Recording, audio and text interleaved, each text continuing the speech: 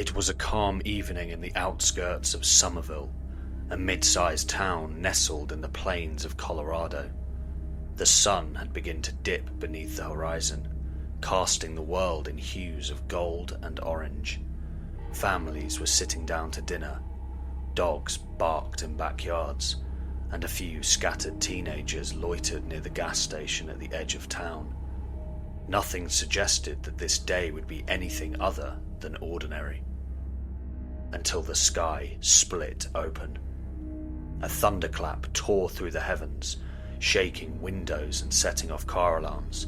A streak of blinding white light screamed through the sky, followed by a long, trailing blaze like a comet, tearing the fabric of the atmosphere. The object moved too fast, too controlled for a meteor. It struck the forested hills just beyond the town's edge with a ground-shaking boom. A brief and terrifying silence followed, then a dull roar as fire spread amongst the trees. Emergency dispatch lines lit up. Reports ranged from a plane crash to some kind of bomb. Police, fire, and emergency services scrambled. Local news reporters headed there in their vans. All eyes turned to the woods. Deputy Charles Morris was the first on the scene, a 10-year veteran of the force. Charlie wasn't easily rattled, but nothing he'd faced, not high-speed chases, not meth lab standoffs, had prepared him for this. His cruiser crunched over scorched earth and broken pine trunks as he inched toward the impact site. The trees were blackened and burning, but the fire hadn't spread far. The epicenter was strange. It was a perfect circle of devastation. At its heart, a crater nearly 30 feet wide, glowing faintly from the molten earth. Then he saw it. A figure. Not a man, not truly. It stood well over 7 feet tall, sheathed in golden yellow armor, its plating scorched and dented, yet utterly solid. Smoke curled off its massive pauldrons. The figure moved with mechanical purpose, stepping out of the crater like a titan reborn. Its helmet turned slowly, scanning the forest. Charlie's heart pounded. He grabbed his radio. "Dispatch, this is Deputy Morris at Site Alpha. We've got a heavily armored individual, possibly military, sending video now." His body cam streamed live, catching the first clear footage of the behemoth. The feed cut in and out due to electromagnetic interference, but what remained was unmistakable. A giant, armored and armed. The Space Marine's auto senses flickered to life. His HUD cycled through damaged data streams. A voice buzzed in his mind, a machine spirit whisper, struggling to recover after the warp transition. Status: tactical drop pod offline. Location unknown. Squad status: no biosigns detected. Mission parameters unknown. He staggered slightly, the force of the drop still vibrating through his reinforced bones. Astartes' physiology kicked in, stabilizing his blood pressure, filtering out toxins. He inhaled deeply. Clean air, no signs of radiation, oxygen levels stable. The planet was habitable, but something was wrong. He was alone. His bolter was slung across his back, still magnetized to his armor. He reached for it instinctively, but did not raise it, not yet. In the distance, he heard the rumble of combustion engines. Primitive by Imperial standards, headlights pierced through the smoke. 3 police cruisers came into view, halting 100 feet away. The officers stepped out cautiously, their weapons drawn. "Put your hands where we can see them," shouted Officer Ramirez. his voice shaking. The Space Marine cocked his head. High Gothic? No. Low Gothic? Closer. It was an archaic dialect, but intelligible. He responded. I am Brother Sergeant Castor of the 7th Legion, Imperial Fists Chapter. Identify this world and your allegiance. The officers froze. What the hell did he just say? Ramirez whispered. He's got a gun the size of a cannon on his back, said Officer Leeds. He's not responding to commands. He's a threat. Charlie raised his hand. Hold. He hasn't attacked. Castor took a step forward. Instantly, rifles clicked. The tension snapped. Stay back, one officer yelled. Castor's helmet turned to face him. His voice was calm.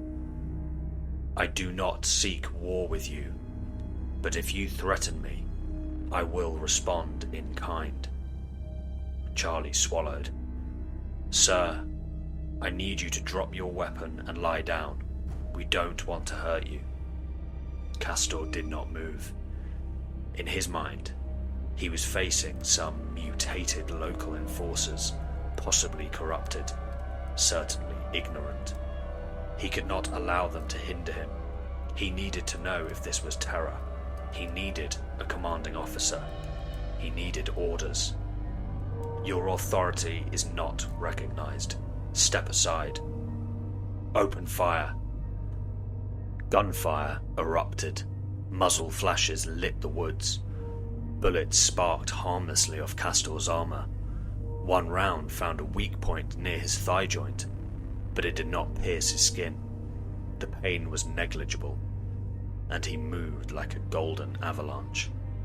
He didn't raise his bolter. Instead, he charged. Officer Leeds barely had time to scream before Castor hit him with a shoulder slam. The man flew 15 feet into a tree and crumpled, unconscious. Charlie drew his sidearm and fired 3 shots at center mass, but all bounced off. Castor grabbed the gun with one hand and crushed it like a soda can. He backhanded Ramirez, just enough force to knock him cold. Not lethal, not yet. One officer, terrified, drew a taser. Castor stared at the sparking prongs and stepped forward. Primitive. He gripped the officer's vest and lifted him 2 feet off the ground. Where is your emperor? The man whimpered. I don't know what you're talking about. Castor dropped him. Silence. The fight had lasted under 10 seconds. 6 trained officers, all incapacitated. Castor stood amidst the wreckage, breathing heavily. His mind churned. No reinforcements, no Vox signals, no recon drones. This world was blind. He walked to one of the cruisers and pried the door open. Inside, a laptop blinked weakly. He stared at it. It was an ancient machine, but perhaps useful. He retrieved a cable and plugged into the vehicle's data port. The machine's spirit within hissed in defiance, but yielded. Images, maps, symbols flooded his HUD. The word appeared again and again. Earth. Castor sat behind the twisted remains of a pine tree. He watched the sunset. It was not unlike those on ancient Terra. The familiarity disturbed him. He played back video files, news clips, cultural artifacts. Presidents, wars, nations, religion, cities. All too small, too fractured. This was Terra, and yet it was not the throne world he knew. Where was the Emperor's light? Where were the legions, the statues of the Primarchs? By the time the state troopers arrived, Castor was gone. He left the wounded officers alive, though dazed.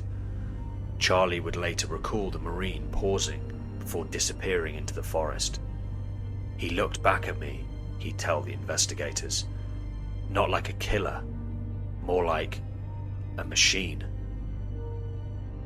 Drone footage caught him striding across a field at night, heading toward the nearest city. A golden shadow beneath the stars. As Castor approached the city, he updated his battle log with one single sentence. I go to find the heart of Terra. If it still beats, I will know. If not, I will make it beat again.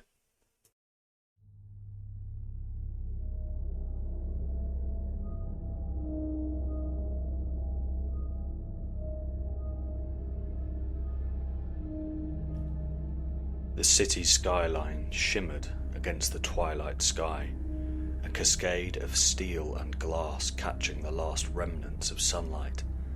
Denver, Colorado, home to nearly 1 million souls, was beginning to settle into its nightly rhythm. From rooftop bars to humming freeways, it pulsed with modern life, constant, unwitting, and blind to what approached from the forested west. But the government had not been blind. High-altitude drones had tracked the yellow-armoured behemoth as he crossed the valleys, mountains, and fields. Recon satellites watched him stride through the landscape like a demigod from some forgotten age. Reports flooded upward, from state troopers to federal analysts, from NORAD to DARPA. A secret consensus had formed in Washington. This was a threat. A mobile strike force was deployed under cover of darkness. The National Guard unit had been reinforced with experimental anti-armor weaponry and mechanized APCs. F-35s circled overhead, hidden in the clouds. A perimeter was established 20 miles outside Denver City's limits. An abandoned industrial district converted overnight into a trap. A kill box. Lieutenant Colonel Samantha Kersey stood on the command platform of Mobile Command Unit Zeta. Her eyes flicked between thermal imaging, satellite feeds, and troop positions. He's moving steadily. ETA to perimeter, 17 minutes, her operator reported. Kersey narrowed her gaze. No civilians in the area?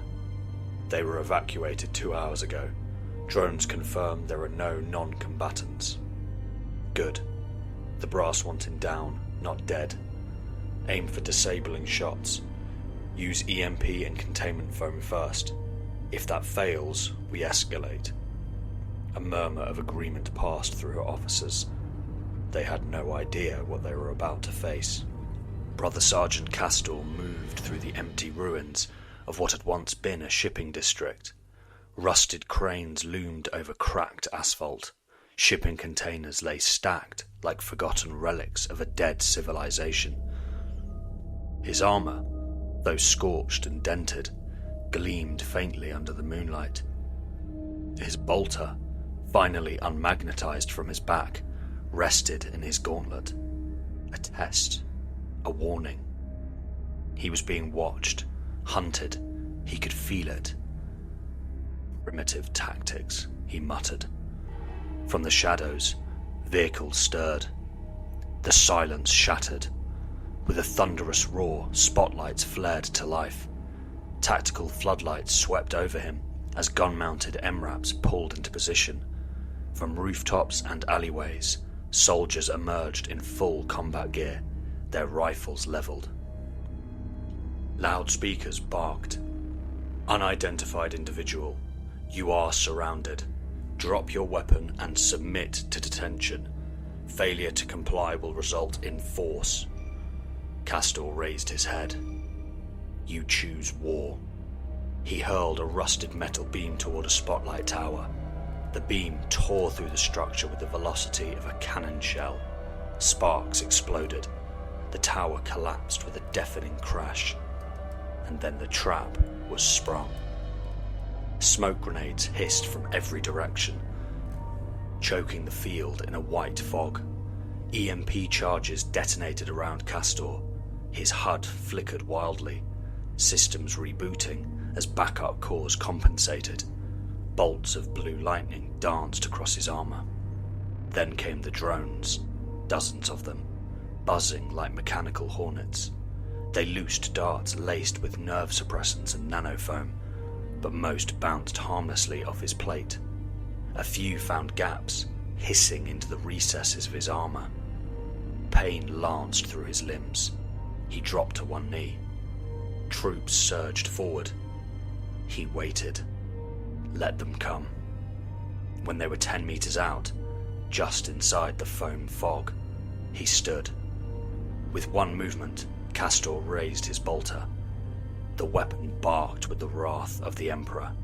Mass-reactive bolts, each the size of a soda can, ripped through the side of a truck, detonating its fuel supply in a ball of fire. The shockwave knocked a dozen soldiers off their feet. He advanced, swift and terrible. A soldier lunged with a shock baton. Castor caught it mid-swing, yanked the man off balance, and hurled him into a shipping container. Another soldier fired a full clip into his chest, only to have Castor close the distance in an instant, disarm him, and use the rifle as a bludgeon to break the next attacker's armor plate. He did not kill, but bones were cracked, helmets dented, limbs shattered. The APCs rolled in, their heavy turrets spinning up. Fire! Anti-armor shells screamed through the smoke. Castor leapt.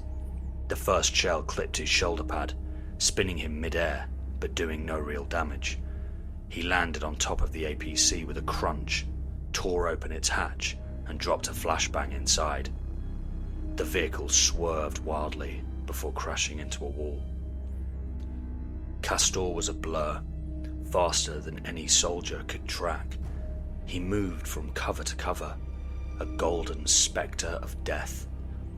To the thermal scopes, he was heat incarnate. To the naked eye, he was a monster in the smoke. He wrenched a light machine gun from its tripod and hurled it like a javelin to the rotor of a low-flying drone. It spiraled out of the sky and crashed in an explosion of shrapnel. He was adapting, learning their tactics. When two squads tried to flank him from either side, he activated his jump pack for the first time. The engines roared. He rocketed into the air, flipped mid-flight, and landed with such force that the pavement cracked beneath him. The soldiers were thrown back in all directions.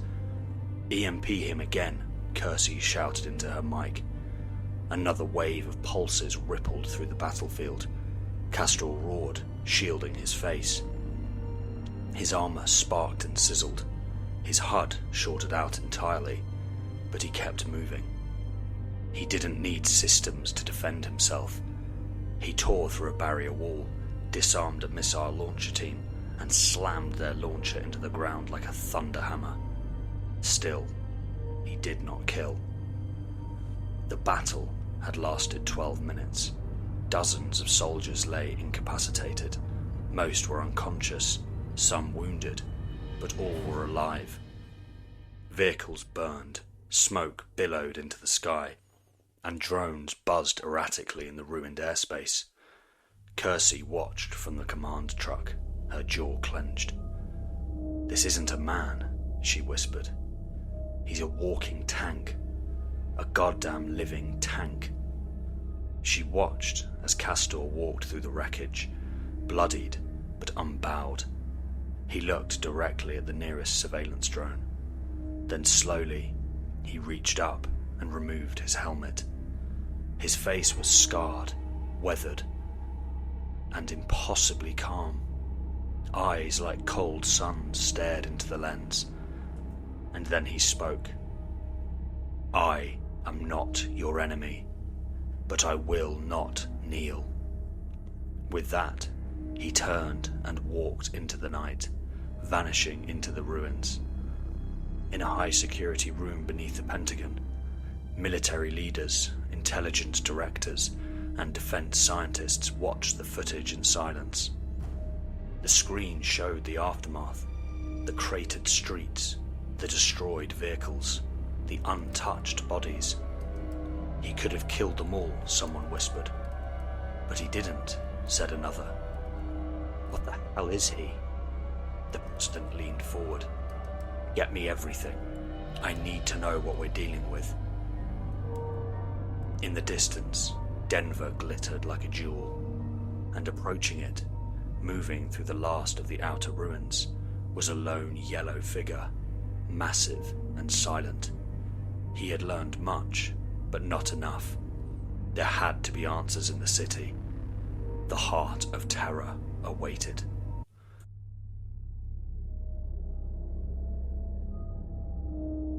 The city loomed vast and unfamiliar to Brother Sergeant Castor as he moved through its outskirts. Denver's urban sprawl pulsed with lights, sounds, and strange devices that buzzed and clicked around every corner. The massive yellow-armoured warrior moved like a shadow in a neon jungle, silent and deliberate, avoiding security drones and the panicked whispers of citizens who had glimpsed the figure through glass and steel. Castor needed answers. His armour still sparked from the EMP blasts, but his internal cogitators remained functional. Ancient systems blinked warnings and diagnostic updates in High Gothic. Still, it wasn't enough. He reached a data hub, an off-grid server farm nestled within a low-rise facility on the city's edge. The signage read, Avalon Tech Solutions. From what he had overheard, it housed thousands of terabytes of digital information. Perfect. He tore through the steel shutters effortlessly and bypassed the alarms before they could finish their first shriek. Inside, the air was cold, humming with the energy of thousands of active servers. He approached a terminal.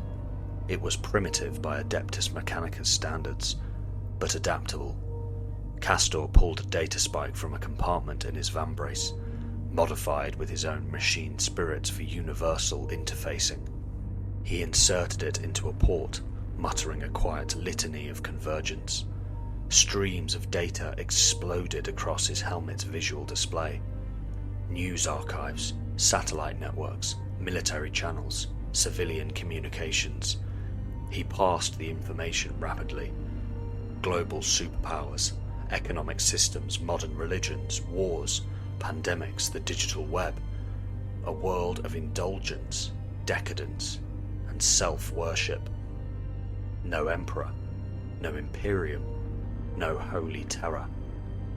The strangest revelation of all, this world was called Earth, Terra.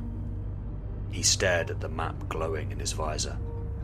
This is holy Terra. Fallen, twisted, a mirror with no soul. And then came the alert. A military distress signal. Location, 30 miles southeast of Denver, near a remote field outpost. Key phrases flashed in red. Unknown hostile. Unspeakable force. 0 survivors. Castor's breath caught. The broadcast contained a visual. Castor's eyes narrowed. In the Emperor's name.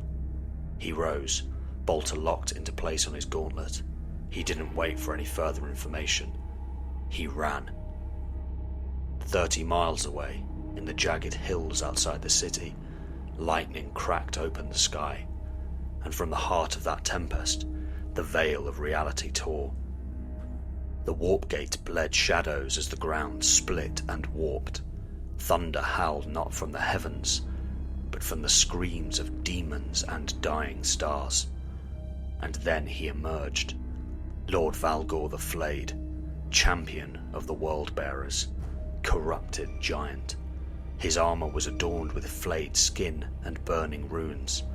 His chain axe, Oathbreaker, dripped with gore that hissed as it struck the earth.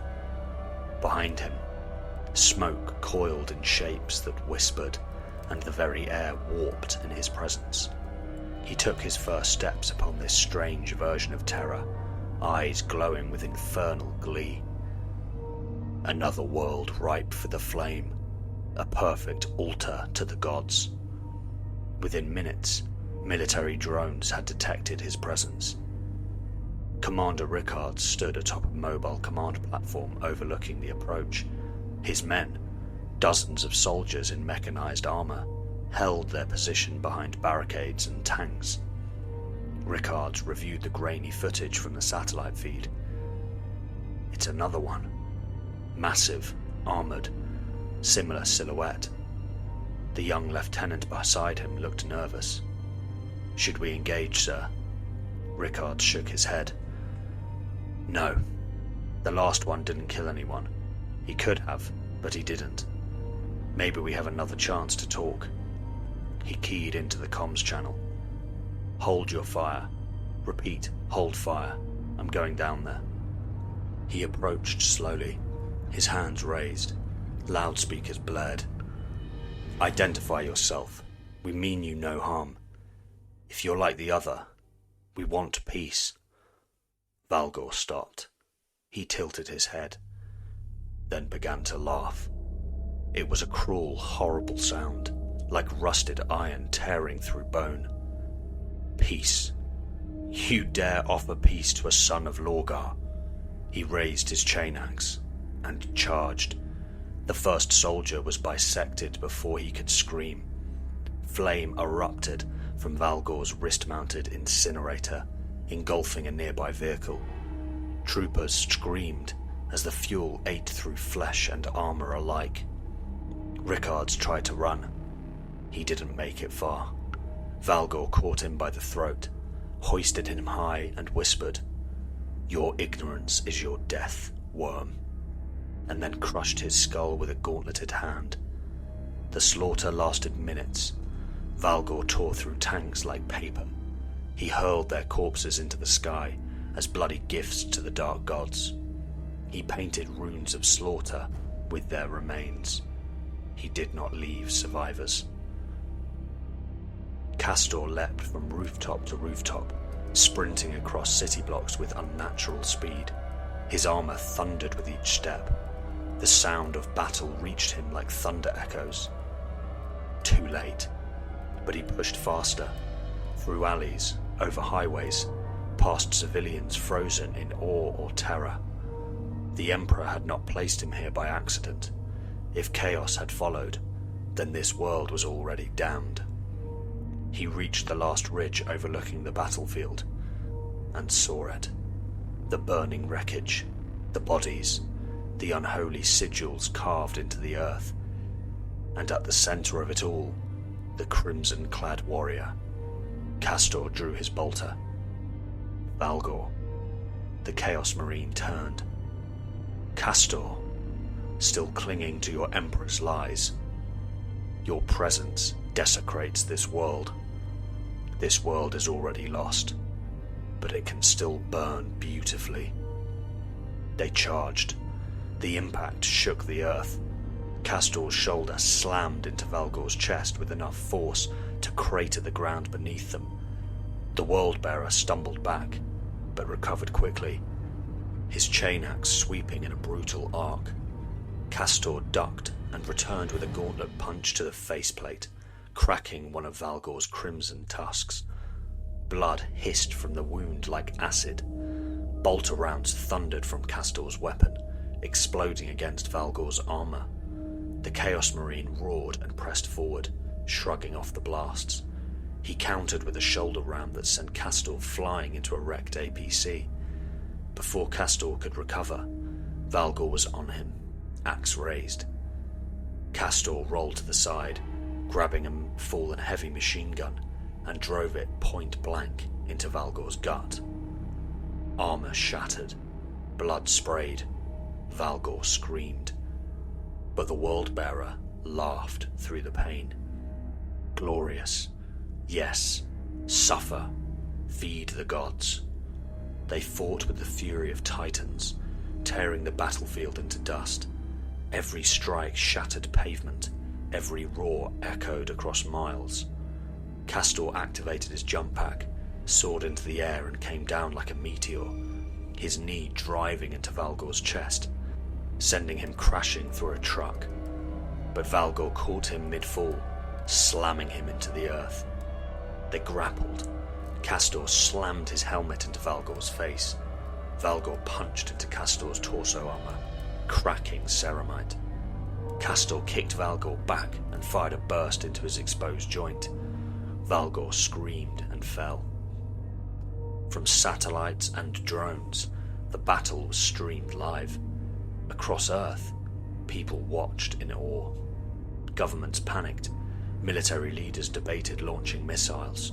Civilians filmed from hillsides, praying, cursing, or weeping. Two gods were fighting in the open.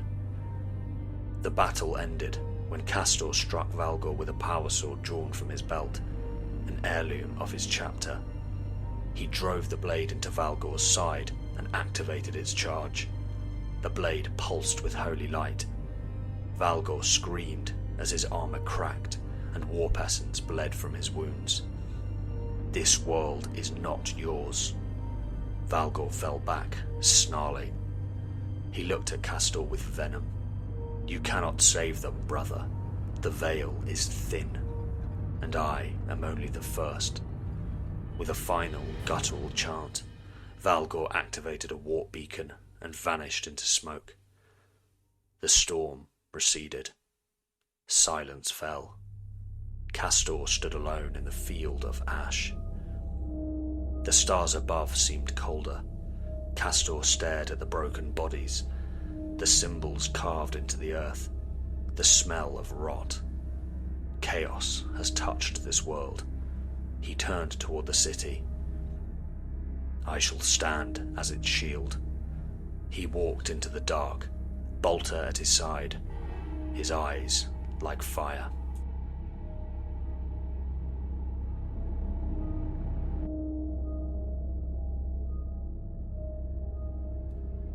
The wind howled across the scorched battlefield, whispering through ash and ruined steel.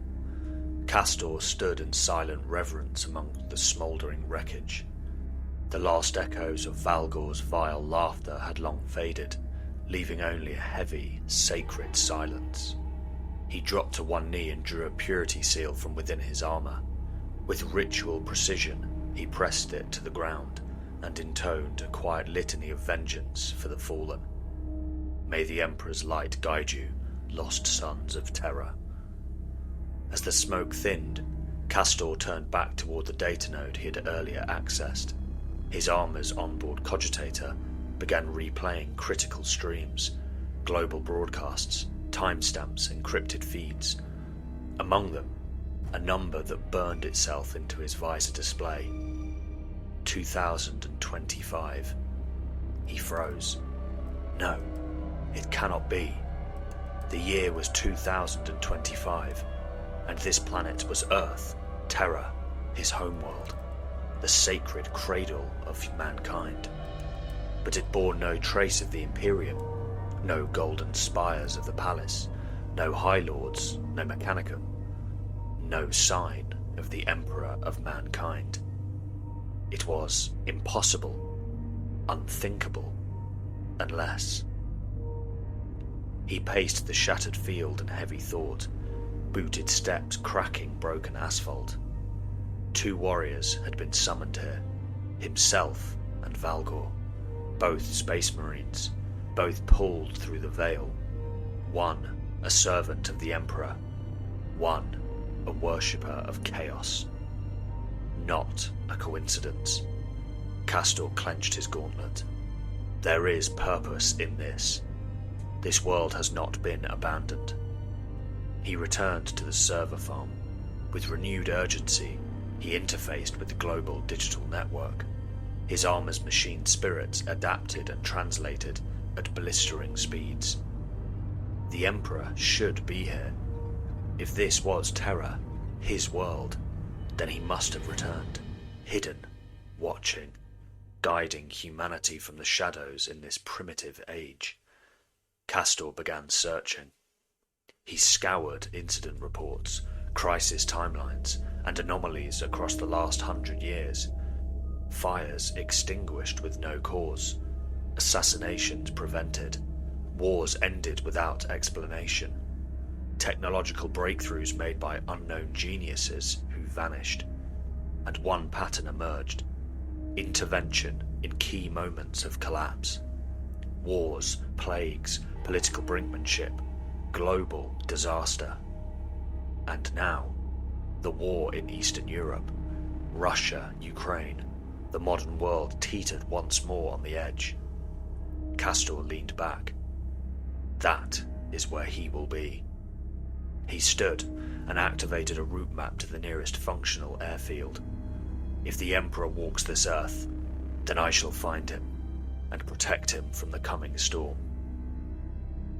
The airfield was a private facility, surrounded by chain-link fence and automated drones. Beyond the tarmac stood a sleek private jet, white, chrome, unused for weeks. Castor walked through the gates. Alarms wailed, turrets locked on. Too slow. With a single charge forward, he ripped the turret from its mounting and hurled it aside. Another shot pinged off his shoulder pauldron, and he fired a bolt round into the defense node. It exploded in a burst of flame and silence. He reached the jet and examined it. Primitive, but serviceable. Basic control panel, internal fuel, suborbital capability limited. Max speed, insufficient by Imperial standards, but fast enough. He tore the hatch open with a single heave. Inside, the cockpit blinked awake at his touch. The pilot's seat groaned under his armoured frame. Castor's gauntlets flew over the interface. He rewired power systems and brute-forced authentication protocols. A quiet hum of ignition hummed through the floor. The jet roared to life and accelerated down the runway. In seconds, it tore into the sky. At 40,000 feet, Russian defense satellites pinged the rogue jet. Within minutes, 4 MiG-35s launched from a base east of Moscow. They accelerated toward the unknown aircraft. Their lead pilot opened a channel. "Unidentified aircraft. You are entering restricted airspace. Respond immediately or be engaged." Castor remained silent. The Emperor's name did not belong in these transmissions. "Repeat. Respond immediately." They tagged the jet's transponder. It was marked as stolen. 2 fighters banged wide, locking onto their target. Permission to engage confirmed. Fox 3. Missiles streaked through the sky. The first exploded near the tail. The second impacted the left engine. The fuselage screamed as it began to break apart. Inside the cockpit, Castor growled and punched open the side hatch. Wind blasted him like a hurricane. He leapt. The jet exploded behind him in a blossom of smoke and flame. Free-falling, Castor plummeted through clouds, debris whipping past him at supersonic speeds. His targeting system screamed. He was dropping at terminal velocity. With mere meters to spare, he activated his jump pack. White flame burst from his back as the retro thrusters engaged, slowing his descent to a controlled, yet thunderous impact. He landed in a crater just outside Moscow. The snow-dusted ground cracked beneath him. Scans pulsed around his visor. Incoming hostiles. Russian military forces, armor columns, mobile artillery, ground troops approached his position. UAVs circled overhead. Castor's systems marked targets, threat levels, and trajectory vectors. "Do not provoke me," he muttered. But these soldiers had already opened fire. Tracer rounds zipped through the air. Mortar shells whistled from the distance. Castor activated his energy shield, but it wouldn't hold forever. He dived behind a rocky outcropping, then countered. His bolter rose and fired. Precision shots. Each round tore through tank engines, APC tracks, and weapon emplacements. He did not aim for flesh, but for machines. Disable, not destroy. One bolt hit an incoming drone mid-air. It exploded in a shower of sparks. Another crippled a command vehicle's communications antenna. The troops were scattered and confused. "I do not wish to kill you," Castor muttered in fluent low Gothic. "Stand down." But they couldn't understand him, and they kept coming.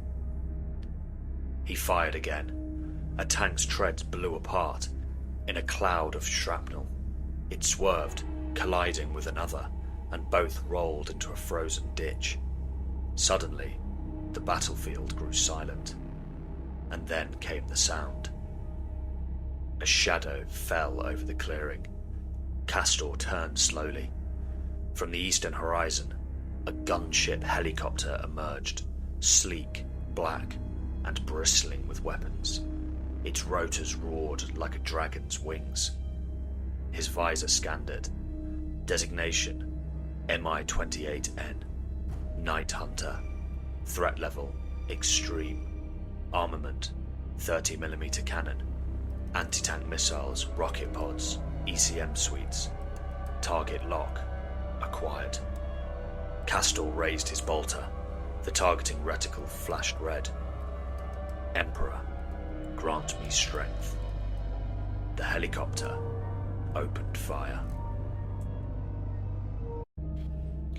The MI-28N Night Hunter loomed in the sky like an iron predator, its rotors slicing through the wintry air with relentless menace. Its cannon rotated, locking onto Castor's position with brutal precision.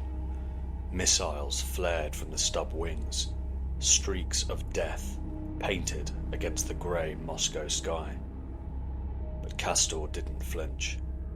With preternatural calm, he raised his bolt pistol, his eyes locked on the lead rocket, his transhuman brain calculating trajectory, speed, and angle within microseconds.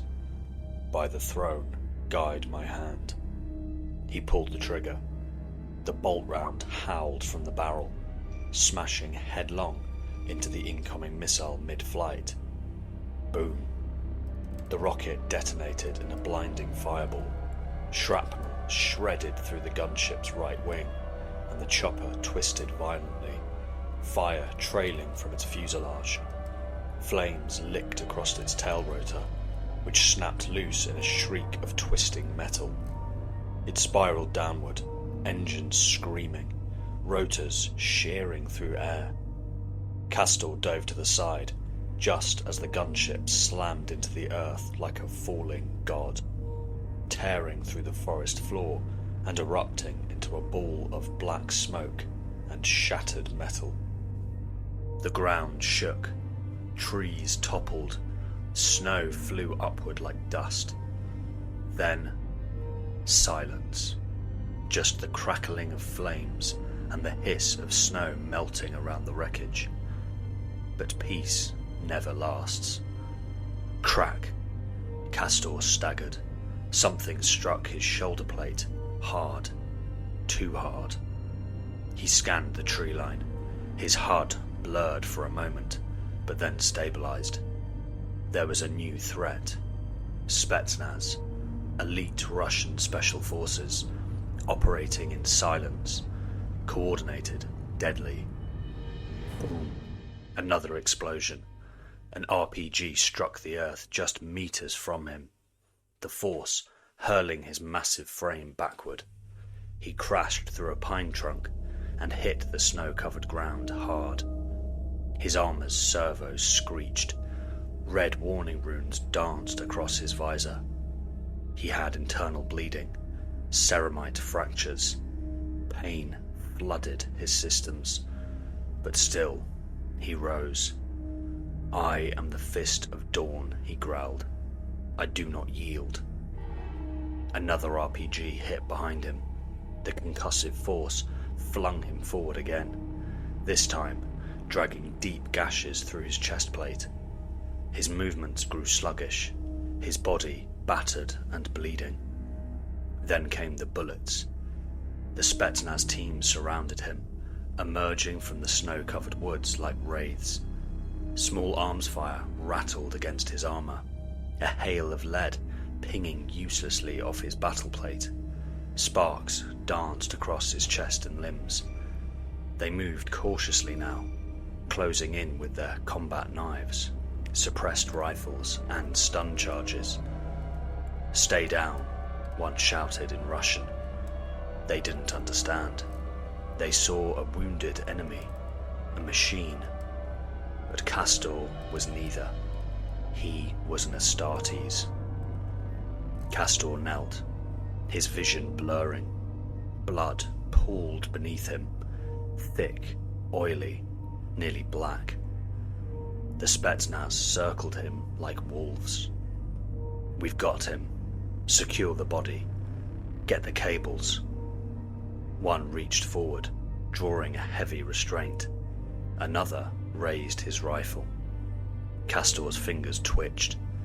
He inhaled slowly. By Rogel dawn. Suddenly, motion. He surged upward, roaring with wrath and pain. In a blur, his armored gauntlet crushed the nearest soldier's head like glass. Blood sprayed across the snow.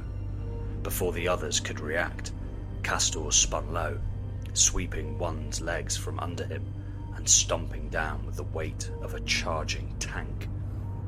Gunfire erupted. He twisted through it, bolter firing with thunderous bursts. One soldier was thrown backward in pieces. Another screamed as a bolt shell blew apart his rifle and his arm. Another raised an RPG at point-blank range, but Castor caught it. He crushed the warhead in his hand, then drove it like a spear into the shooter's chest, detonating on impact. The explosion rocked the woods. The remaining operatives scattered, but too late. Castor was upon them. He moved like a storm of iron and flame, his every strike lethal, every blow unstoppable. Limbs broke, skulls cracked, blood painted the trees. One last soldier fired blindly, 5 shots, 6, until his magazine clicked dry. Castor grabbed him by the vest, lifted him into the air, and slammed him against a tree with bone-shattering force.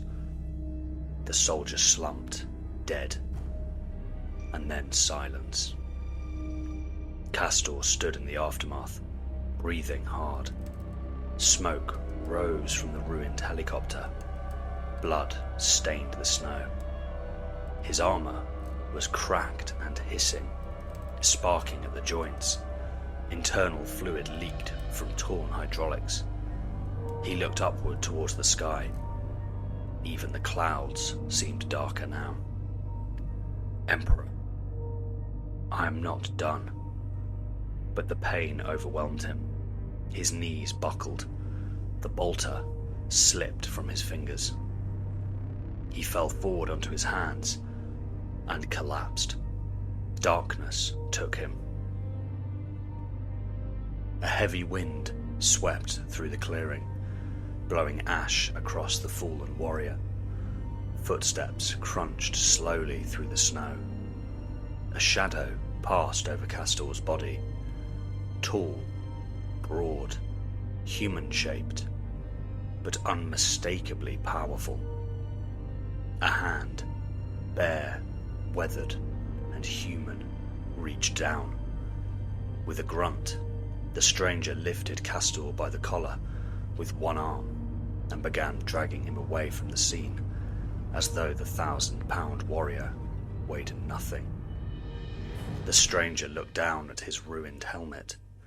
A faint smile crossed his lips.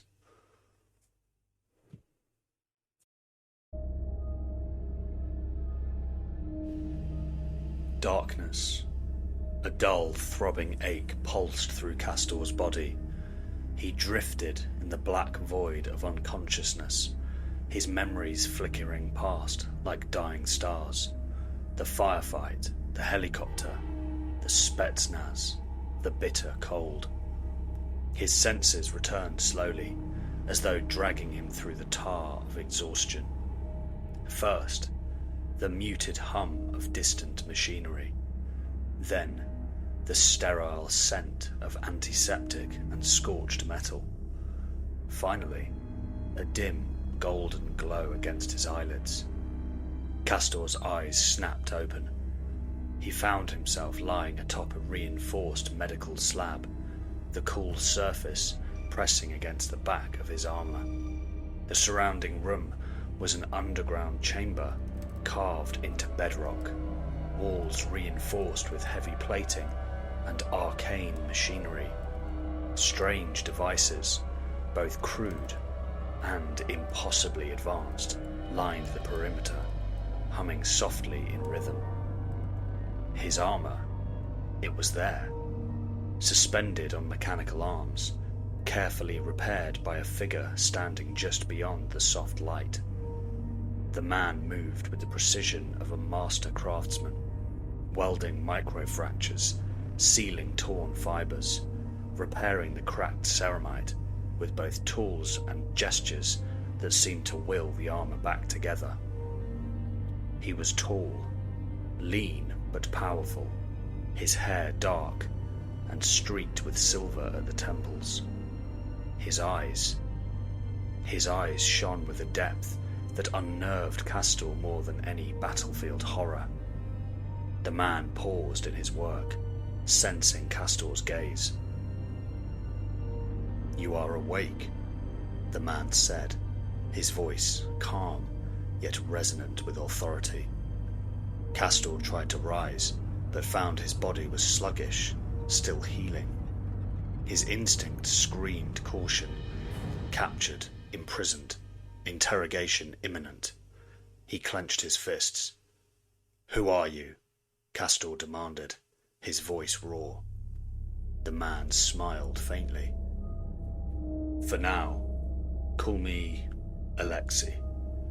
Castor's warrior instincts surged to the forefront. He recognized captivity. He recognized danger. I must escape. Without another word, Castor gritted his teeth and pushed off the slab.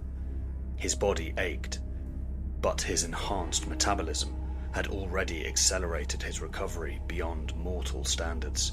Blood rushed through his secondary hearts. His muscles surged. He charged. His footfalls thundered across the chamber as he lowered his shoulder. A battering ram of genetically enhanced power aimed directly at the unarmed man. Alexi remained utterly still. At the last possible instant, Alexi raised a single finger. An invisible wall of force erupted in front of Castor with the strength of a titan. He was hurled backward through the air like a ragdoll, his massive frame slamming into the wall with a deafening boom, leaving a crater of cracked stone. The world spun. Pain lanced through his back. Castor dropped to one knee, gasping for air. Alexi turned slowly to face him. Not an ounce of fear in his expression. "Do not do that again," he said, his voice echoing with a hidden, terrifying power. Castor gritted his teeth, forcing himself upright. There was no anger in Alexi's tone, only immense patience, like that of a teacher to a stubborn student. Realization dawned on Castor then, cutting through the haze of pain and confusion. The man was no mere human. He was a psyker, a powerful one. Perhaps even the Emperor. Castor lowered his head in respect, suppressing the growl in his chest. "I am Brother Captain Castor," he said, his voice steady now. "Of the Imperial Fists, firstborn of Rogel Dawn. I hail from the 41st millennium. I was sent to this time through means I do not yet understand." Alexi watched him closely, saying nothing. "I sought the Emperor of mankind," Castor continued, taking a knee and bowing his head fully. I believe he is here, guiding humanity from the shadows, that he would show me my purpose. A long silence stretched between them. Then Alexi smiled, a slow, knowing smile that unsettled even Castor's hardened soul. There is no emperor of mankind, Alexi said simply. Castor's heart pounded in his chest. Confusion warred with devotion. Not yet, Castor said, lifting his gaze. But he will be. I believe that you are him. Alexi chuckled, a soft, low sound filled with amusement rather than derision. You are impressive, he said. Your instincts are sharp. Your faith, unbreakable. Castor took that as confirmation. He pressed his fist to his chest plate and bowed deeply. I pledge my life, my blade, and my soul to your service, Castor declared, his voice ringing with absolute conviction. Alexi sighed, the weight of ancient burdens in his breath. Get up, he said firmly. Castor rose to his feet, stiff and formal. Alexi paced slowly around the chamber, his fingers brushing along ancient machines. Your being here. It was no accident, he said quietly. I see many possible futures, endless branching paths, shadows of what may be. He turned to Castor, his gaze piercing. In some futures, I am known by that title you speak of, the Emperor of Mankind. Castor's breath caught in his chest. Hearing it spoken aloud made it real. But ever since you arrived, Alexi continued, my visions have blurred. The paths are shifting. The future is in flux. What does that mean? Castor asked, frowning beneath his battered helmet. It means, Alexi said, that you are a blade plunged into the river of time. Your presence changes the flow. Futures that once seemed certain are now uncertain. Castor stood silent, absorbing the magnitude of those words. I will do whatever you command, he said finally, voice low but unwavering. Alexi's expression hardened slightly. First, he said, we must find out who sent you and how. Alexi gestured, and a nearby console flickered to life. Holographic maps of Earth sprang into existence, displaying energy readings, atmospheric anomalies, and dimensional rifts. The portal through which Castor had fallen was no natural phenomenon, and neither was the one that had birthed the Chaos Space Marine. There have been distortions, Alexi said, analysing streams of data, tears in the fabric of reality.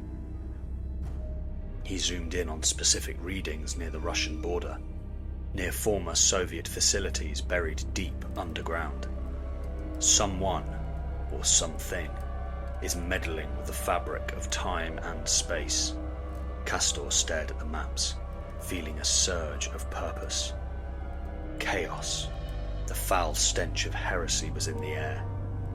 Chaos seeks to undermine this world before it is ready, Castor said grimly. Alexi nodded. Perhaps, or perhaps, a rival power seeks to reshape humanity before I can claim my throne. The word rival hung heavy in the air. Alexi's eyes gleamed. A war had already begun, a silent war waged across time itself. And you, Alexi said, pointing at Castor, are our weapon. The massive space marine slammed his fist against his chest plate in salute. I live only to serve. Alexi smiled faintly. Then prepare yourself, Castor. We have work to do, and the first step," he turned to a different screen showing a secure underground bunker, a place pulsing with dark energy, "is finding out who opened the gates between worlds."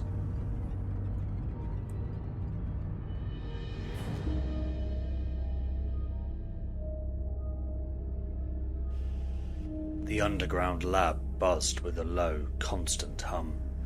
The air smelled of oil, steel, and ozone.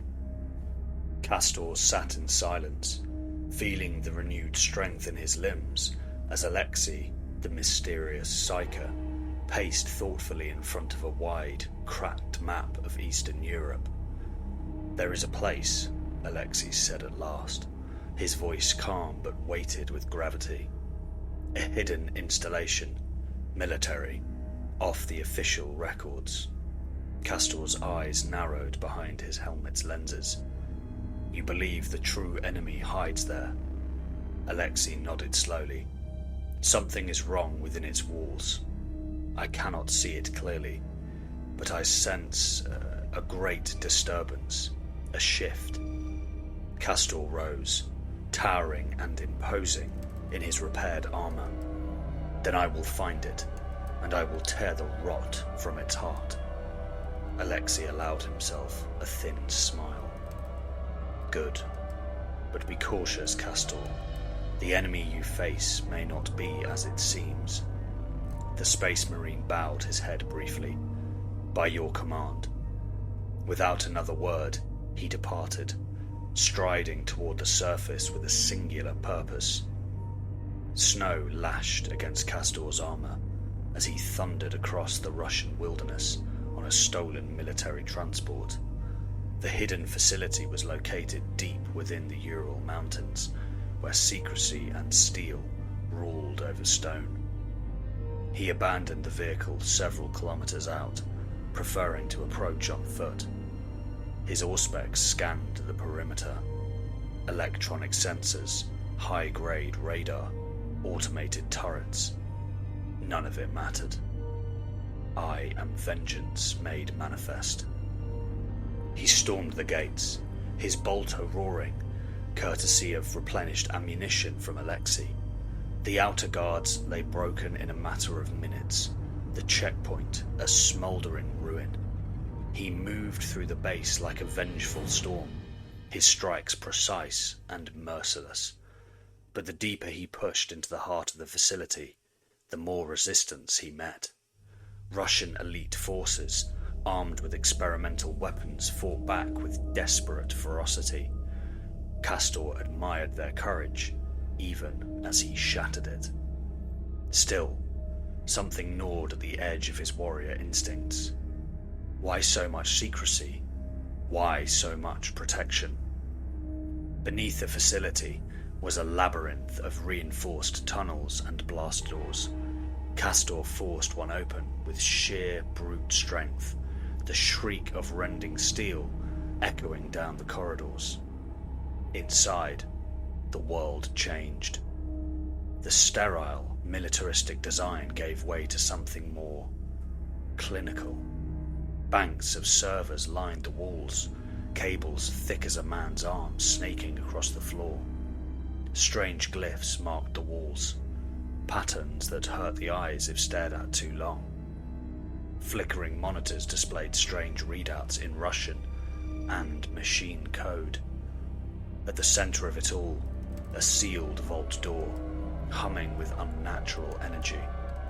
Castor advanced cautiously. His HUD flickered with interference, static hissing in his ears. Something foul is here. He placed a hand on the vault door. It slid open with a hiss.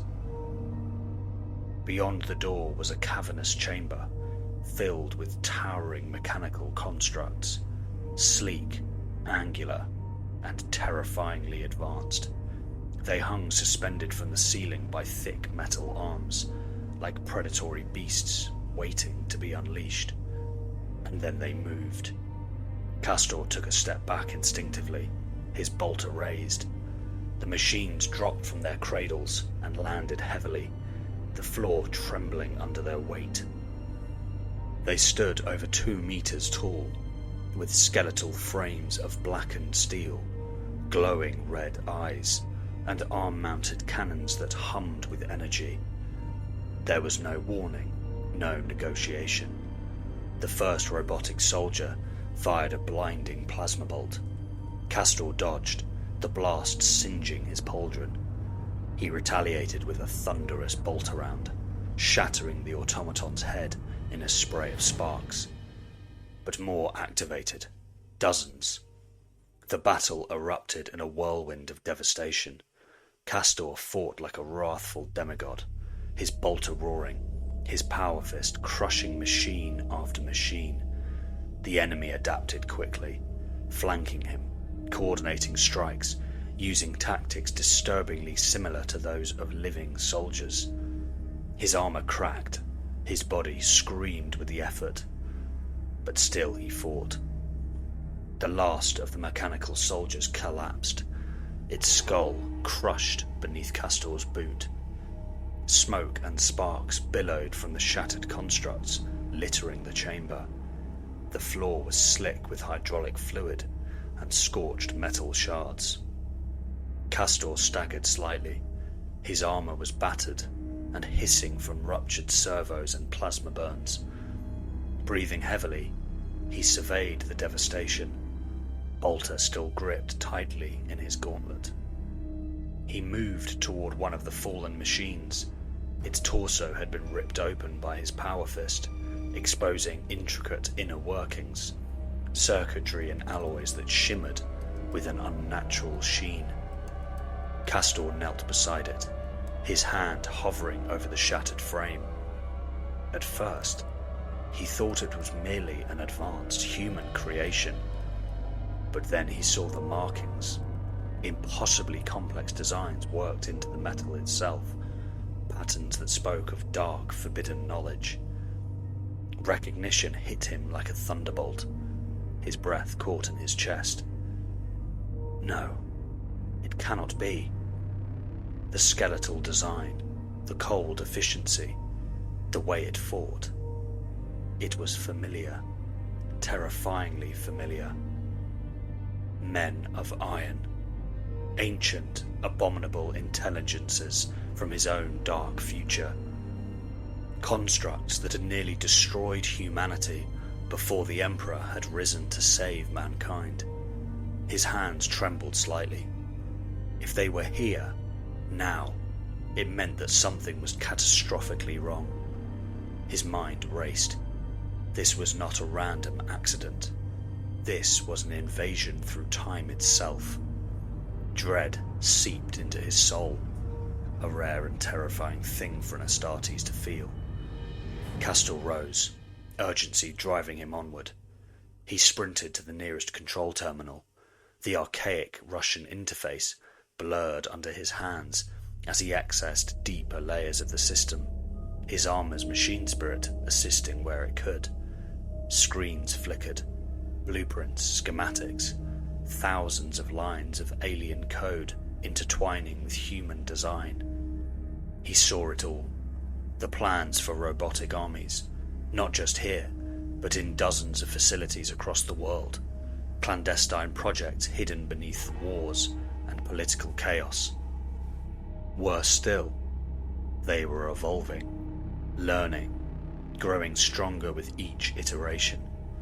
A new empire of machines, building itself in the cradle of mankind's weakness. Castor clenched his fists. He activated his Vox link to Alexi, static crackling before it stabilized. "Alexi, this is Castor." The Psyker's voice answered almost immediately. "Report." Castor's voice was low and heavy with grim purpose. "You are right about the facility, but it's worse than either of us imagined. Far worse." "Explain." "They are building something. They are building them. Constructs I've seen before. In my time, they brought humanity to the brink of extinction." There was a pause. "Are you certain?" "Certain enough," Castor growled. "They bear the mark of the ancient men of iron. This is no mere technological evolution. This is heresy given form. Another pause, longer this time. Then Alexi's voice came back, even graver. Return immediately. We must plan. If what you say is true, then the shadows we fight are deeper than we ever feared. Castor glanced once more at the shattered machines lying around him. Their eyes, cold and dead now, seemed to mock him. The war for humanity's soul had already begun. And Castor knew with every fibre of his being that if he failed now, the future would belong not to man, but to the soulless lords of iron.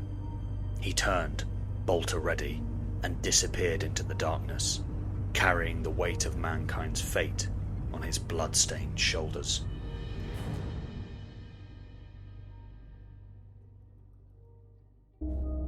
A storm rolled over the snow-swept ridges of the Ural Mountains, deep within the rocky bowels of the earth. Castor and Alexi descended a rusted cargo elevator into the mines of Norilisk 17, a facility even more secretive than the last. Castor's armoured frame towered beside the cloaked form of Alexi, whose golden eyes gleamed under the dim industrial lights. The walls shuddered occasionally, whether from the creaking age of the mine or something deeper below. Neither spoke of it. This site predates modern excavation, Alexi murmured, running his fingers along glyphs half buried in the stone. The Russians found something here, and then buried it again. What did they find? Castor asked, his voice low, scanning the dark with Ospec's enhanced vision. Something ancient, something that never should have been unearthed. The elevator ground to a halt.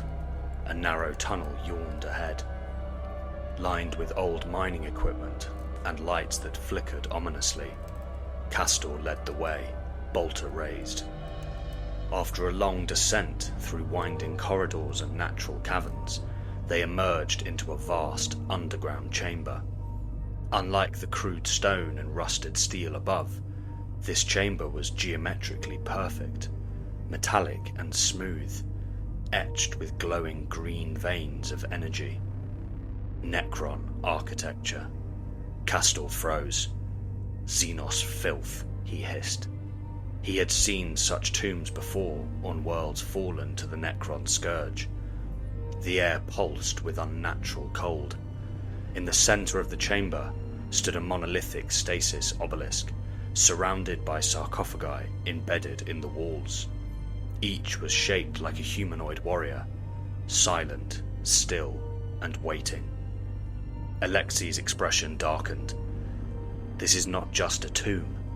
It is a vault of technology, hidden here since before humanity's rise. As they approached the obelisk, a low hum stirred the silence. The floor vibrated. One of the sarcophagi hissed and opened. A Necron warrior stepped out. Its eyes ignited with a sickly green light. Castor reacted instantly, bolter raised and thundering. His explosive rounds tore into the construct, but the Necron barely flinched. It moved with a speed unnatural for its size, darting past his fire and slamming into the Astartes with crushing force. Castor was driven backward, metal screeching against metal as he slammed into a pillar. The Necron followed with a sweep of his war scythe, shearing through stone like paper. Castor rolled aside, drawing his combat blade. He lunged, striking true, but the blade barely scratched the Necron's metallic hide. The Xenos countered, slicing against Castor's chestplate, sparks flying. The Space Marine growled in defiance and delivered a punishing blow with his power fist, staggering the construct. But it was not enough. The Necron raised its weapon for a killing blow. A golden light flared. The Necron froze mid-strike. A psychic force gripped it, suspending it in the air like a puppet. Alexi was gone. In his place stood a being of terrifying majesty, wreathed in golden radiance, clad in armor of shimmering psychic flame. His eyes burned like twin suns, and the air around him shimmered with raw power. The Emperor of mankind had revealed himself. With a mere gesture, he crushed the Necron's control core, forcing it into a frozen stasis. Its limbs twitched, unable to act. Castor dropped to one knee, stunned. "My lord." The Emperor stepped forward, placing a hand upon the Necron's skull. Golden lightning arced from his fingers as he delved into its fractured mind. Visions surged forth, images of a great alliance in the distant future. Necrons and the Men of Iron, now bound together by cold logic and shared hatred. Together, they had built a chronometric engine capable of piercing time, and they had set their sights on him. "They come not just for war," the Emperor said softly. "They come to unmake what I have yet to become. They intend to assassinate you before you can rise," Castor said, fury trembling in his voice. "Yes," the Emperor said, "but they know I am a perpetual. They know I cannot be killed so easily. They must have found another way." A sudden tremor shook the chamber. The stasis obelisk pulsed with sickly light. All around them, sarcophagi began to open. Dozens at first, then hundreds. The Necron tomb world had awakened. "Defensive formation," Castor roared, stepping in front of the Emperor. Necron warriors poured forth, their Gauss flares crackling. Castor's bolter barked, tearing through metal skulls. The Emperor raised his hand, unleashing a psychic storm that reduced a dozen warriors to molten slag. But still they came. Death marks, immortals, canoptech constructs. An army from a forgotten age swarmed from the depths. Castor fought like a god of battle. He tore through enemies, his power fist crushing limbs and skulls, his blade cleaving through ranks. The Emperor fought beside him, an avatar of war, his psychic might rending reality and vaporizing Necron ranks. But they were outnumbered. A thunderclap echoed through the chamber. A portal opened, a gate of impossible geometry, and from it stepped the Silent King. He was clad in obsidian armor, laced with Men of Iron augmentations. Behind him marched horrors, Necron warriors fused with human-machine hybrids, a twisted union of AI and ancient Xenos tech. Their eyes glowed not green, but a cold blue. The Silent King raised his hand. The Necrons stopped. He spoke. "You are an aberration, Emperor. You are not meant to survive.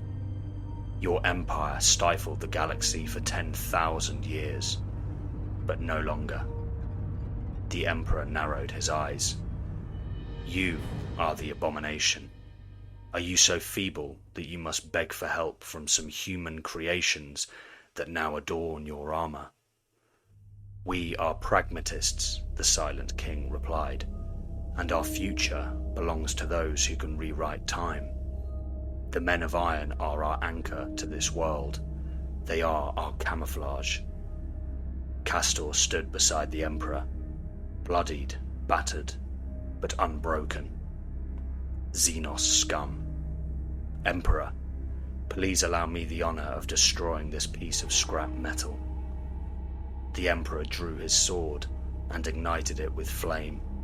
Castor reloaded his bolter with a fresh magazine. "Permission granted," said the Emperor, and together they charged.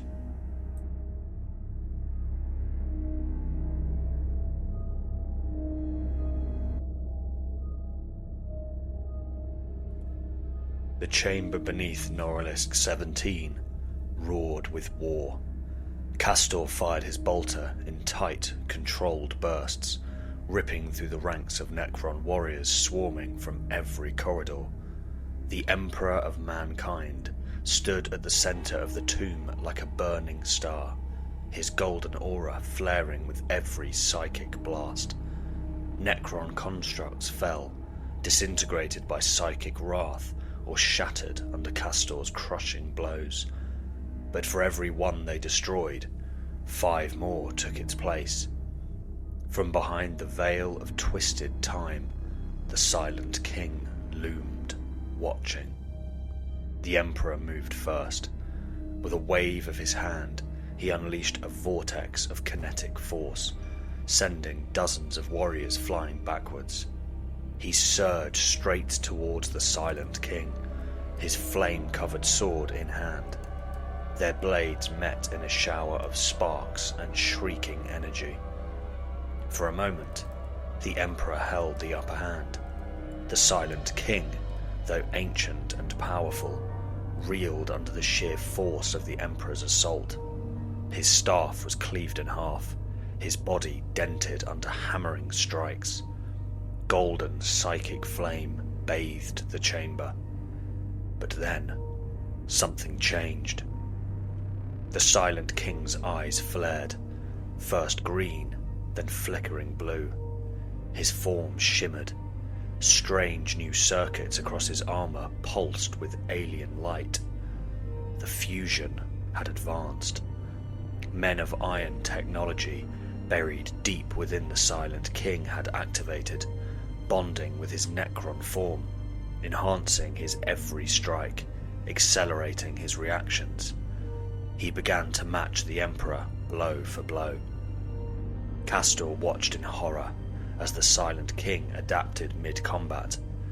His damaged body restructured itself, wounds sealing with a glow of nanite-laced energy. His strikes grew heavier yet faster. The Emperor gritted his teeth as his golden armor sparked under yet another brutal barrage. Every time he gained the advantage, more Necron warriors swarmed him. Dozens at a time hurled themselves between him and their king, forcing the Emperor to shift focus, to react. And slowly, he began to tire. Castor's bolter clicked empty, again. "Damn it," he growled, switching to his blade and power fist. He fought like a thunderstorm, battering a path through the tide, but it was endless. With every step forward, the tomb grew darker, more corrupted by alien technology. One of the fused men of iron constructs lunged at him. Castor ducked, rolled, and drove his blade into its neck. It sparked and hissed, and then exploded. He was thrown backwards, skidding across the obsidian floor. His armor cracked. Blood leaked through the seals. He struggled to his knees. He was out of ammo, outnumbered, wounded, and still the Emperor fought. "Castor," the Emperor's voice thundered over the din of battle. Castor looked up. "My lord, get out of here, now." "No, I will not abandon you. This is an order. You have a mission yet to complete." Castor hesitated. Pain and fury surged within him. But even now, he was a soldier, an Astartes. He saluted, barely able to stand. "As you command, my liege." He turned and sprinted through the collapsing corridors, smashing through Necron stragglers, weaving through shifting walls of metal and tomb circuitry. The Emperor remained behind, buying him time with psychic fury. But then, a voice echoed in his skull, a psychic whisper.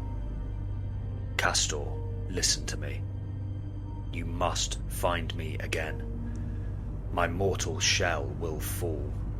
They seek to imprison my form, to twist it, to remove me from the timeline. You must find me and kill the body before they can succeed. Do not mourn. This is not the end. This is a necessary sacrifice. The psychic link broke. Castor didn't pause. He just ran harder. He burst through a final tunnel into the upper mine levels. Explosions shook the walls. Energy surged beneath the earth like something vast was awakening. Castor turned back once. The ground behind him cracked, venting green light. He heard the thunder of battle far below, the clash of gods. He clenched his fists. The Emperor had stayed behind. But this was not death. It was war. Castor whispered a prayer to the Emperor, not of worship, but of vengeance. He vanished into the Russian wilderness. Hours later, Castor stood in silence at the edge of their hidden base, an old Cold War communications outpost buried deep within the snow-covered hills. The cold bit at his exposed skin where his armor had been cracked, but he didn't feel it, not anymore. Inside the dim bunker, he pulled off his helmet and placed it on the table. He stared at the wall in thought, mind burning with possibilities. The Emperor's words echoed in his mind. He had to destroy the shell. He had to destroy the Necrons. But he needed firepower. He thought for a long moment, and then it struck him. He was in Russia, and Russia had warheads. Castor moved swiftly through the outpost, pulling open sealed crates, gathering fresh supplies. He found his makeshift bolter press, a tool he had built with Alexi's help to manufacture fresh rounds. One by one, he loaded the massive rounds, each casing clicking into place with a sound that felt like defiance. He whispered as he worked, "You think you can rewrite history, that time bends to your will."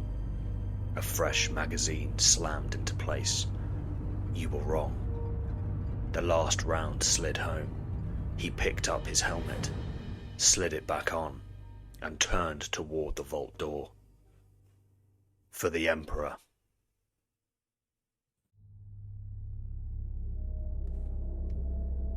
The snow howled around Castor like a living beast. He moved with calculated precision through the frozen wilderness of northern Russia. His Astartes armor was scorched and scarred, his eyes set on a distant concrete silhouette, barely visible through the storm. Ahead lay his target, an aging yet heavily guarded Russian nuclear facility, the remnants of a superpower's last grim legacy, hidden from the world and buried under red tape and tundra. Castor activated his cloaking scrambler and vanished into the blizzard. Within minutes, he had bypassed the outer perimeter. Guards, poorly equipped and barely trained, stood no chance. They fell silently, either incapacitated or frightened into unconsciousness by psychic pressure alone.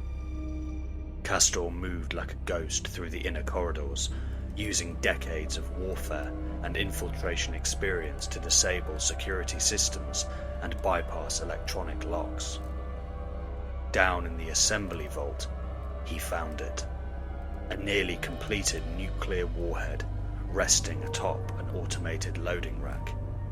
Its casing gleamed, clean and pristine, its purpose as grim as any exterminator's shell. "Emperor, guide me," Castor whispered as he approached the device. He accessed the command terminal and began a brute force override. The system's language and coding were archaic, but nothing a mind trained for battlefield logic couldn't decipher. Within minutes, the locks disengaged. The warhead was armed and mobile. Outside, through the narrow glass slit of a window, Castor saw what he needed next. A massive Soviet-era bomber, a Tu-160 Blackjack, standing dormant on a nearby airfield. Perfect.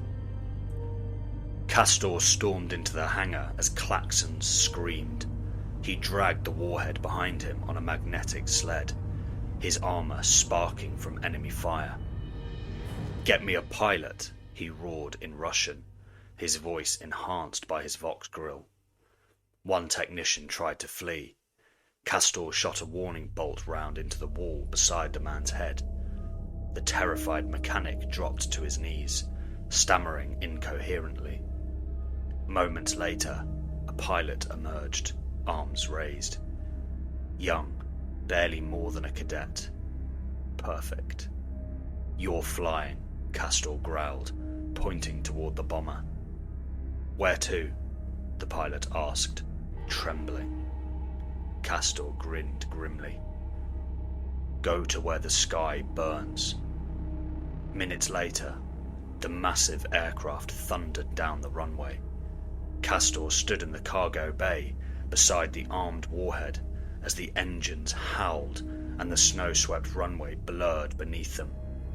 As the plane lifted into the heavens, the earth below shrank, 30,000 feet and climbing. Deep beneath the Russian earth, the Emperor of Mankind stood restrained. Necron pylons, humming with reality-stabilizing energies and psychic nullfields, held him in place.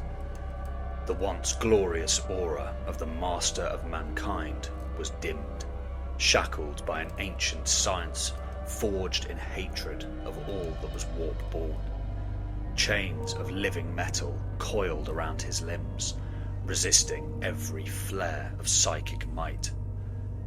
Before him stood the Silent King, now fully transformed, his body a perfect fusion of Men of Iron hyper-intelligence and Necron resilience. His voice echoed through the chamber, synthetic and cold. "You are magnificent, even now," the Silent King said. "But we both know you cannot escape." The Emperor glared at him, golden eyes burning. "You misunderstand me. I do not fear death." "Oh, I know," the Silent King replied. "We have no intention of killing you." The Emperor's brow furrowed slightly, and the Silent King stepped closer.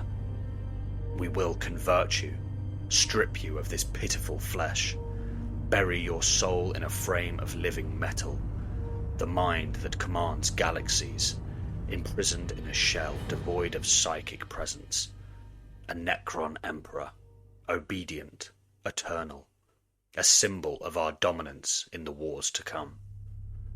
The Emperor said nothing for a moment, and then he smiled. A slow, knowing smile that made even the Silent King pause. "What is it you find amusing?" the Silent King asked, narrowing his artificial eyes. The Emperor leaned forward, his voice a whisper wrapped in thunder. "The wars to come will not be won by me alone, but instead by the warriors that I will create, such as Castor." The Silent King tilted his head. "Who is Castor?" The Emperor's eyes locked with his. "The warrior currently 30,000 feet above us, with a very large bomb." The Tu-160 bomber soared over the Russian sky, its engines thundering against the void. In the cockpit, the young pilot sat upright, but his eyes glowed a faint gold. His hands moved with mechanical precision, unaffected by fear or doubt. The Emperor was flying the plane. From within his prison, he had reached across the warp, slipping through cracks in the Necron nullfields, exerting just enough psychic pressure to seize control.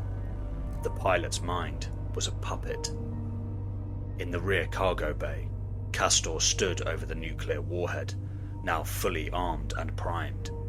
He looked down through the floor hatch, where far below the earth glowed faintly green from the tomb beneath it.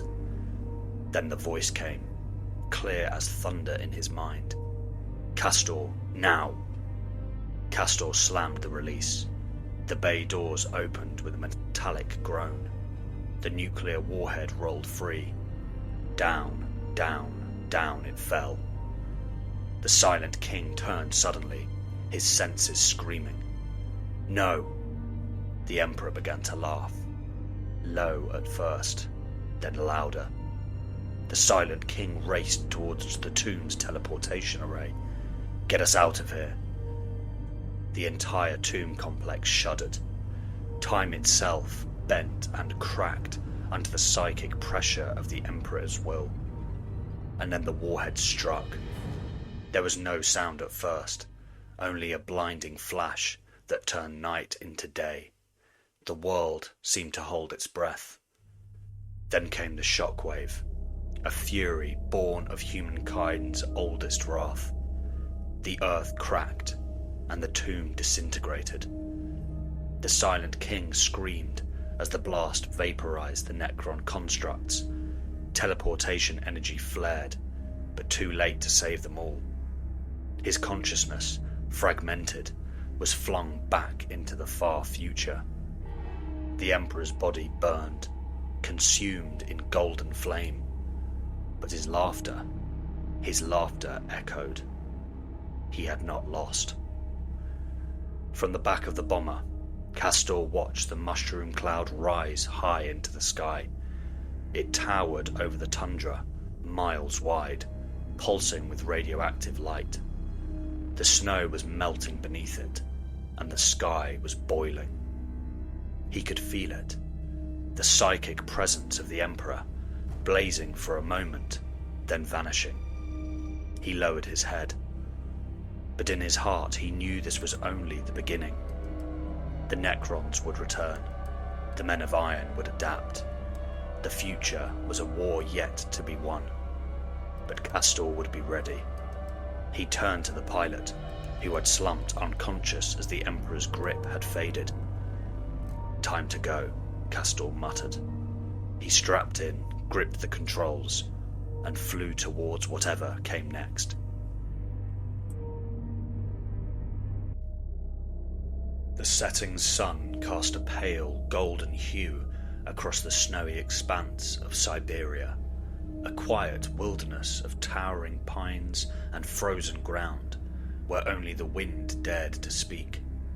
The weight of the past few weeks hung heavily on Castor's broad shoulders. The war was over, at least for now.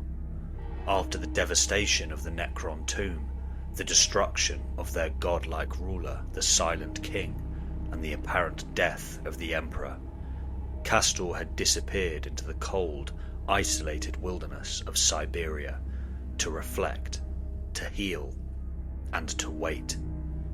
He had no mission, no purpose, just the endless cold and the silence of the untouched wilderness. His bolter pistol was slung across his back as he chopped firewood, the rhythmic crack of the axe cutting through the bitter air.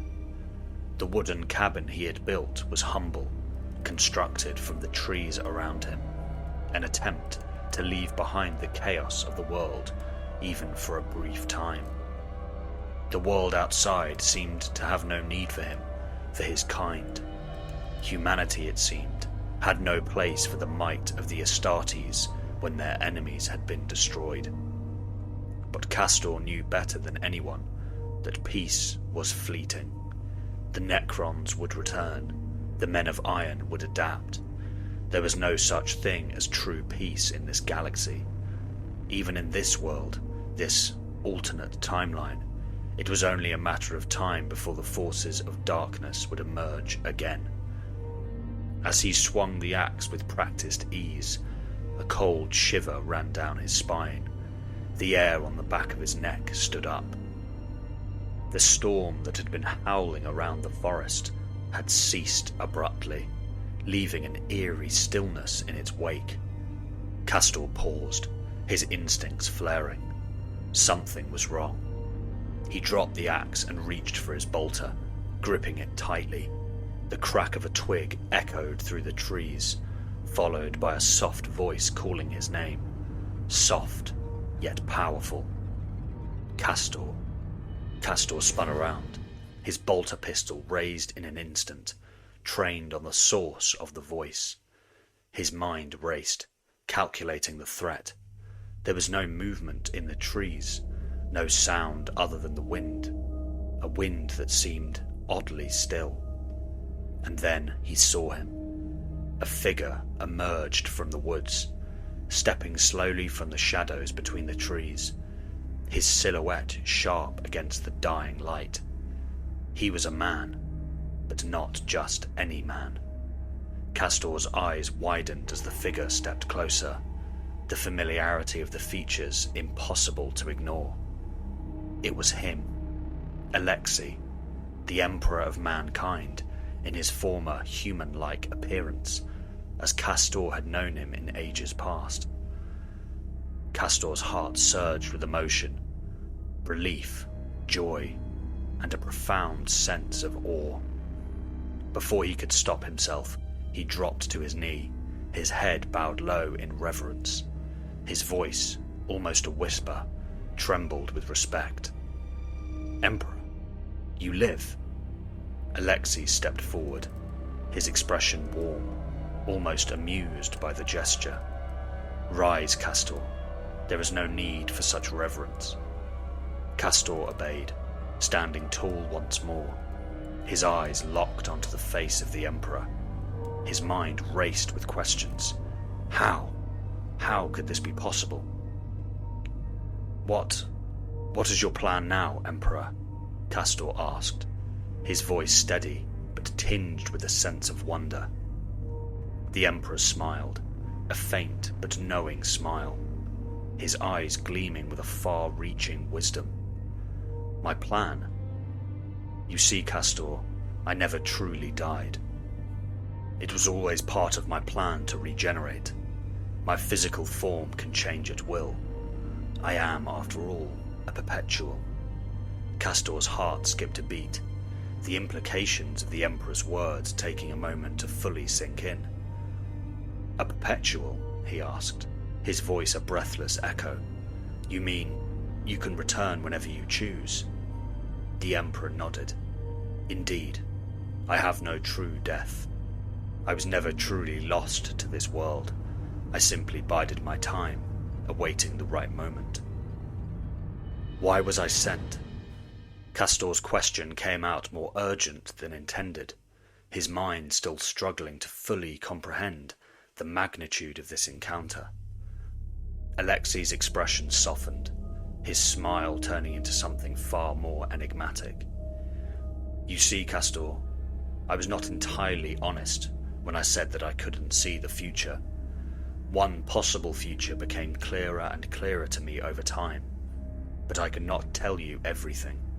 Some things, even I cannot fully grasp, but have faith." He paused, letting the silence linger for a moment.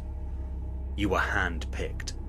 I sent you back to find me, to protect me, and in time I will gain access to the chronometric engine. When the time is right, I will use it to shape the future." Castor felt a deep sense of honor wash over him. His chest tightened with pride. I do not deserve such an honor, Emperor." The Emperor's eyes softened, though his smile remained. "You do, Castor. You were chosen because of your unwavering loyalty, your unyielding strength. You are part of something much greater than you realize. But now, you must stand by me as we build toward the future." Castor stood at attention, his fist clenched in salute. "Whatever you require of me, Emperor, I will do."